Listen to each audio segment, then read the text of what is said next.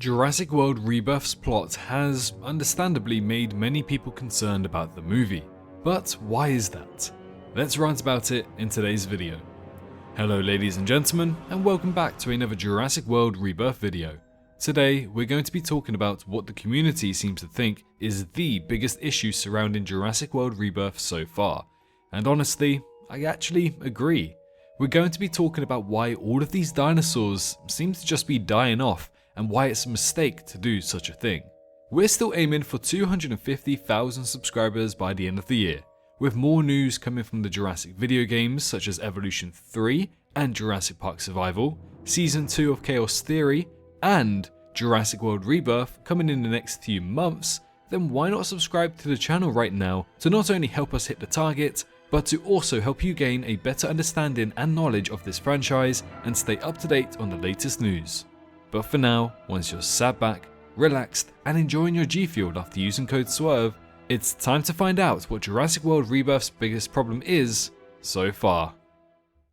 So when we had the Jurassic World Rebirth plotline release, we got some very interesting information, enough to make a fair few videos of, and the one that I'm discussing today is regarding the ecology and how the dinosaurs seem to just be moving away and moving more towards the equatorial lines, since that kind of gives off a better environment, I'd say, in where they used to live during their prehistoric times on Earth. Now already that sounds rather silly for not just one reason but multiple reasons, and we're going to discuss them today because I feel as though I have the same opinion as the majority here. Whilst it does sound good so far, the movie with, David Koepp, Steven Spielberg, Frank Marshall, Gareth Edwards, all of those people working on the movie, I can't help but think that the plot scared me before we even had the official plot released, and now it just scares me just a little bit more. Not for the specific movie, but more for the future of the franchise and how it kind of just disregards the past of the franchise. So regarding this plot, it seems as though they are forcing the dinosaurs to the equatorial line to kind of give a reason why they can survive in today's climate. But that kind of just undoes everything that Jurassic World and Jurassic Park was doing. I mean, sure, Costa Rica and Isla Nublar, Isla Sorna was relatively close to the equatorial line, but we do know that those dinosaurs were bred for today's climate as well. Their genes were modified so that they can withstand today's climate. So if there was to be some kind of polar wind coming across Isla Nublar, they would still be able to withstand that. So that's one thing that Jurassic World Rebirth is kind of disregarding here. The next thing, it just makes no sense. At the end of Jurassic World Dominion, these dinosaurs were confirmed to be thriving. They were fine. We saw Sinoceratopses in what I can only presume to be Africa. We saw Quetzalcoatluses on the beach of California. We saw dinosaurs in the Biosyn Sanctuary, which is North Italy. And we know that dinosaurs are doing perfectly fine at the end of Jurassic World Dominion. And to further back this up, just a couple of months before the events of Jurassic World Dominion, we have the events of Jurassic World Chaos Theory. Now we're still just over a month away until Chaos Theory Season 2, but we know that we are going to West Africa in Season 2, and we already were in California and Texas for the majority of Season 1 of Chaos Theory. The dinosaurs, they're doing fine. They don't seem to be struggling, they don't seem to be dying out, they don't seem to be scavenging for food, they seem to be doing perfectly fine for themselves. So we have Dominion and Chaos Theory practically confirming that these dinosaurs are doing fine and they're thriving in today's climate. But furthermore, what is something else just to put the cherry on top? Dino Tracker. Dino Tracker is a canonical website that you guys can go and look at right now, which showcases dinosaurs across the globe in this Jurassic universe.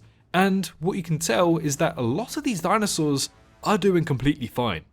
We have dinosaurs in Finland, such as the Brachiosaurus covered in snow, completely fine. We have dinosaurs in Malta doing fine, we have dinosaurs in the UK, Amsterdam, America, Thailand. We have dinosaurs all across the globe and they are doing completely fine. And we have to remember that these dinosaurs, they broke out midway through 2018. They've had 2019 to be completely fine, which we did see in Battle at Big Rock, 2020 to probably breed some new species from Biosyn, which are again doing completely fine. 2021, once again, these dinosaurs are doing completely fine, and 2022 we have confirmation from not only just Dominion itself, but Chaos Theory and Dino Tracker that these dinosaurs are thriving in today's world. So why in 2028, the year that Jurassic World Rebirth is rumoured to take place in, are these dinosaurs now struggling? It would make sense if it was regarding some kind of disease or some kind of virus going around for these dinosaurs, but they just say the ecology isn't for the dinosaurs. So it was fine for the dinosaurs all of these years between Fallen Kingdom and Dominion? And I know some people are going to say, but these dinosaurs, sometimes the climates are too cold. Well, ladies and gents, a lot of these dinosaurs, not all of them, but a lot of them are confirmed to be endothermic. And not only that, we obviously have feathered dinosaurs now as well, the most notable one being the Pyroraptor, literally in the cold, and happy with it. So it just makes me think here that if these dinosaurs are endothermic, why would they want to go somewhere hotter? If these dinosaurs are feathered, why would they want to go somewhere hotter? To me, that just doesn't really make any much sense. We see Apatosauruses in the snow, which is a creature that we do know is endothermic. Same with the Brachiosaurus in Finland. Pyroraptor, feathered. Therizinosaurus, feathered, but understandably it is in a more tropical environment in the forest. To me, it just doesn't make sense to migrate these dinosaurs down to the equatorial line, because essentially you're just killing off future stories here and plans. Now, this is my last point here. If you love Jurassic World Dominion or you hate Jurassic World Dominion, your opinions are going to vary very, very distinctively. However, one thing that you just simply cannot argue about, no matter what side of the spectrum you're on regarding Jurassic World Dominion, is how perfect it was at setting up future stories for the franchise. To me, not only did they do a great job at finalizing the park story, the world story, its individual story, and the character stories, but it also set up a numerous amount of stories, whether these are short films with people dealing with dinosaurs on their ranch, maybe it's a story similar to A Quiet Place movies, where these dinosaurs are kind of taken over and people trying to live very quietly, whether it's just literally a story of trying to tackle Quetzalcoatluses in the sky.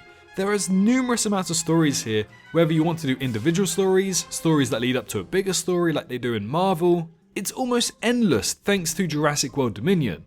And now in Rebirth, they're kind of just shutting that all down. They're disregarding everything that Dominion did right, whether or not you love or hate the movie, which is such an odd choice in my opinion, because people hate the movie for so many reasons, people love the movie for so many reasons, but the one thing that everybody can agree on is how good Dominion sets up the future of the franchise, and that's the one thing that it seems like Jurassic World Rebirth is undoing, by declining these dinosaurs in population and squeezing them into a very small area of the world. That just doesn't sit well with me whatsoever, and I've seen so many people, like countless amounts of people, saying the exact same thing. It doesn't sit right with them. I mean, sure, we could be looking into this a little bit too much, because in my opinion, I don't think they're going to go down the route of saying all of the dinosaurs are moving there. Because I simply have a hunch that Biosyn was maybe taken over by Ramsey Cole, and since we know Biosyn was funded by the UN, I presume that all sanctuaries across the world are funded by the UN to some degree. So to kind of just get rid of all of the sanctuaries in the space of 5 years doesn't make too much sense to me, so I would presume that sanctuaries across the globe are still thriving, still have dinosaurs within them, and I would just say maybe a small majority of these dinosaurs are starting to migrate into the equatorial line. That would make much more sense, but they don't really confirm anything of the sort in the plotline, so we could be looking into this just a little bit too much, and I severely hope we are, because I still want to see dinosaurs, roaming through the streets. I want to see people trying to live with these dinosaurs. That's not what Jurassic World Dominion was supposed to be about, before people say in the comments. Dominion was merely about ending the saga as a whole, but also setting up the future, so the future movies and series can showcase people living with dinosaurs. And we get that with Jurassic World Chaos Theory. We finally got to see how it's like for people to coexist with dinosaurs. Hopefully in Season 2 we get to see the same thing as well. And I was really hoping we would see the same thing in Jurassic 7, but now it seems as though we're not really going to be doing that. We're going to another island once again. We're going to be seeing dinosaurs in jungles once again. So to me, I feel as though this is probably Jurassic World Rebirth's biggest problem so far. And since it does take place in 2028, I do have a feeling that we might be getting prequel movies and live action series to explore the dinosaurs living in our world, but I don't know, I feel like people wanted to see that a lot sooner, and Rebirth is not going to be the one. So yeah, I mean, there is a chance that we're all reading into this a bit too much, and that the reality is that only some dinosaurs are migrating to the equatorial line, and not all of them. But it doesn't seem very promising so far.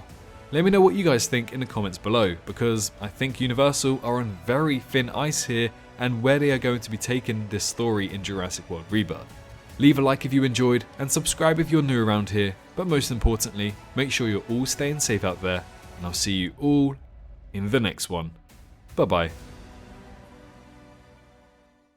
Hello, hi, you. Did you enjoy the video? Just a little reminder to press that like button and also subscribe. I just want to thank my Patreons for this month on screen right here, as giving me that little extra support really does go a long way. But anyways, I hope you guys have an amazing rest of your day.